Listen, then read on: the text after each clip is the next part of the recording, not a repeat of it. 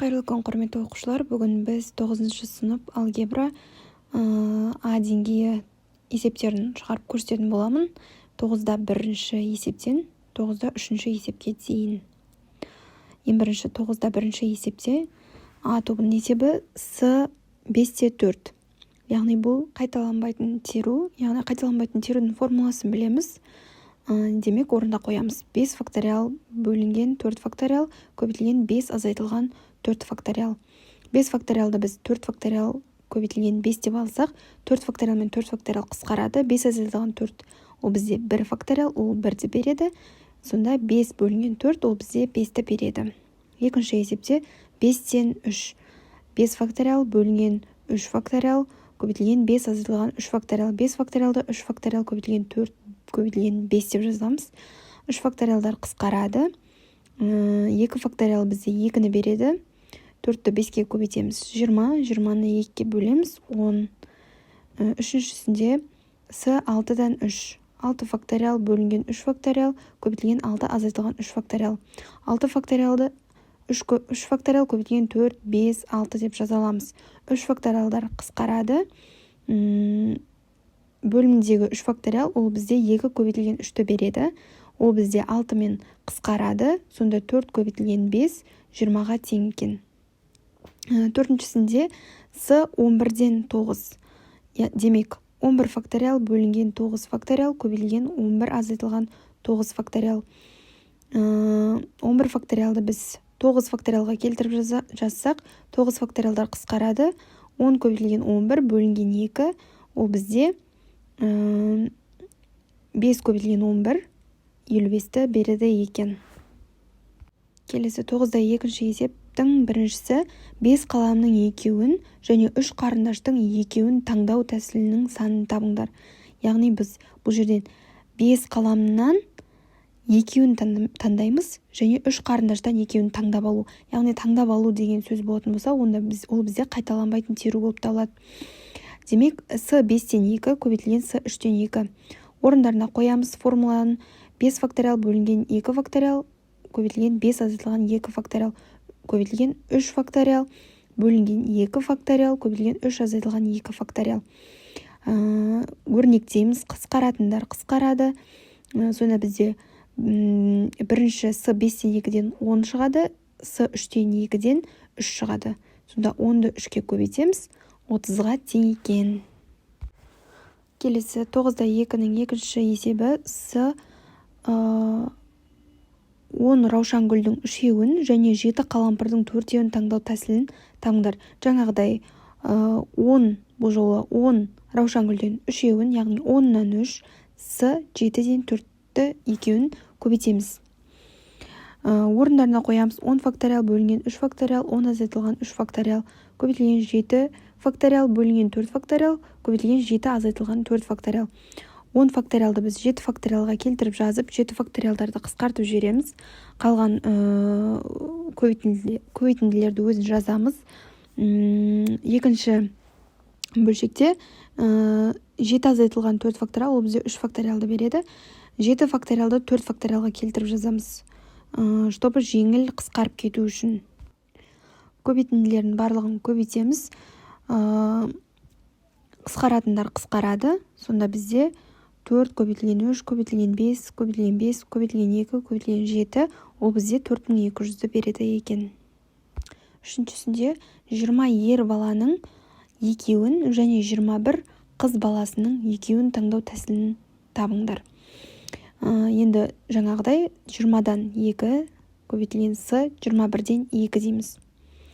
Сонда 20 факториал бөлінген 2 факториал 20-дан 2-ні азайтамыз. 18 факториал көбейтілген 21 факториал бөлінген 2 факториал 21-ден 2-ні азайтамыз. 19 факториал. 20 факториал мен 18 факториал қысқарса 19 көбейтілген 20 қалады. 2 факториал 2-ке тең. Тағы да көбейтеміз. 19 факториал мен 19 факториал қысқарса 20 көбейтілген 21 қалады. Барлығын көбейтіп 4-ке бөлеміз. Сонда бізде 39900 деген мән шығады екен. 9-да 3-ші есепте тепе-теңдікті дәлелде. Бұнда бізде терудің қосындылары және теңестіріп қойған, иә. Осы терулердің формуласына, қайталанбайтын терудің формуласына саламыз, қосамыз және теңестіреміз. Мәндері тең ба жоқ па соны анықтайтын боламыз. Енді С8-де 4 қосылған С8-де 3. Енді бірінші осыны есептеп алайық, сосын оны С9-да 4-ке теңестіретін боламыз. С8-де 4-ті қалай есептейміз? Терудің формуласына қоямыз. 8 факториал бөлінген 4 факториал, 8 азайтылған 4, ол бізде 4 факториалды береді. Қосылған 8-де 3, ол бізде 8 факториал бөлінген 3 факториал көбейтілген 5 факториалды береді. Осы жерден қысқартатын 4 факториал мен 4 факториалды қысқартамыз. Қалғандарын жазамыз. Екінші бөлшекте 8 факториал мен 5 факториалды қысқартсақ, қалған 6, 7, 8-ді жазамыз. Бөлімде 3 факториалды жазамыз. Барлығын өзара қысқаратындар қысқарады. Сонда бірінші бөлшектен 70, екінші бөлшектен 56 шығады. 70-ке 56-ны қоссақ 126 болады. Енді С9-да 4-ті есептесек, 9 факториал бөлінген 4 факториал көбейтілген 5 факториал. 9 факториалды 5 факториал деп жазсақ, 5 факториалдар қысқарады.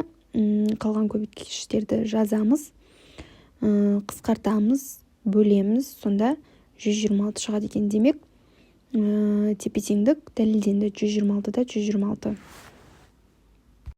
Келесі екінші есепте С8-де 4 қосылған С8-де 3 қосылған С9-да 5. Осыны С10-да 5-ке теңестіру қажет. Ең бірінші сол жақтағы өрнекті есептеп алайық. С8-де 4, 8 факториал бөлінген 4 факториал көбейтілген 4 факториал, қосылған 8 факториал бөлінген 3 факториал көбейтілген 5 факториал, қосылған 9 факториал бөлінген 5 факториал көбейтілген 4 факториал. Ол тең болады. 8 факториалды 4 факториал деп жазып аламыз, қысқартып жібереміз. Екінші бөлшекте 8 факториалды 5 факториал деп жазып аламыз, қысқартып жібереміз. Қалған бөлшек көбейткіштерді жазып қоямыз. Үшіншісінде 9 факториалды 5 факториалға өрнектеп жазып аламыз, қысқартамыз 5 факториалдарды, қалғандарын өзін жазамыз.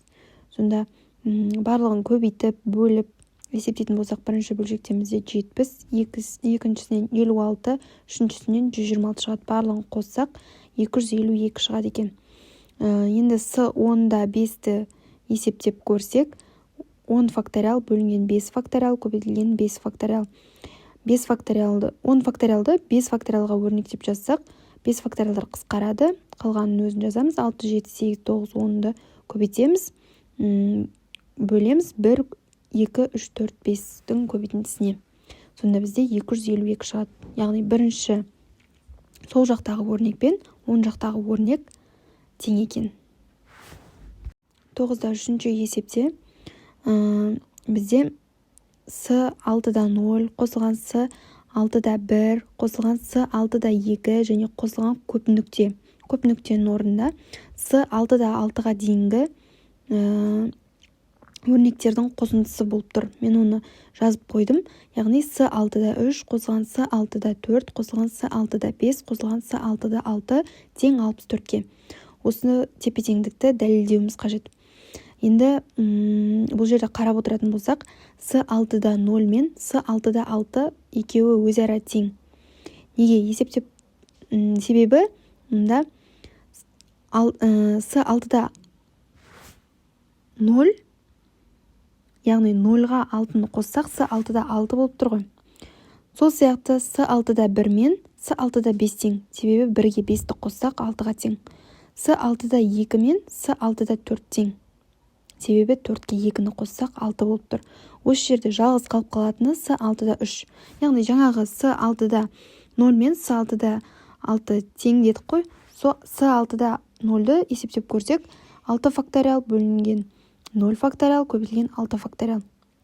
6 факториалдар қысқарады, 1 бөлінген 0 факториал. 0 факториал ол бізде өз кезегінде 1-ге тең, яғни 1 бөлінген 1 ол тең 1-ге. Яғни біз қазір С6-да 0-дің орнына 1-ді жазамыз, және С6-да 6-ның орнына 1-ді жаза аламыз. Келесі С6-да 1-ді есептеп көрсек, 6 факториал бөлінген 1 факториал көбейтілген 5 факториал. Онда бізде 6 шығады. Келесі С6-да 2 6 факториал бөлінген 2 факториал көбейтілген 4 факториал. 6 факториал мен 4 факториалды қысқартамыз. 5-ті 6-ға көбейтеміз. Оны 2-ге бөлеміз. 30-ды 2-ге бөлсек 15 болады. Келесі с 6-да 3 өзі жалғыз қалып қалды. Соны есептейміз. 6 факториал бөлінген 3 факториал көбейтілген 3 факториал. 4-ті 5-ге көбейтеміз. 16-ға көбейтеміз. Бөлеміз. 2 көбейтілген 3-ге. Сонда бізде 20 шығады екен. Енді орындарына қоямыз. С 6-да 0-дің орнына 1-ді қоямыз. Қосылған с 6-да 2-нің орнына с 6-да 1-дің орнына 6-ны қоямыз. С 6-да 2-нің орнына 15-ті қоямыз. С 6-да 3-дің орнына 20-ны қоямыз. С 6-да 4-дің орнына жаңағы с 6-да 2-нің мәніндегідей қайтадан 15-ті қоямыз. С 6-да 5-тің орнына 6-ны қоямыз. С 6-да 6-ның орнына 1-ді қоямыз.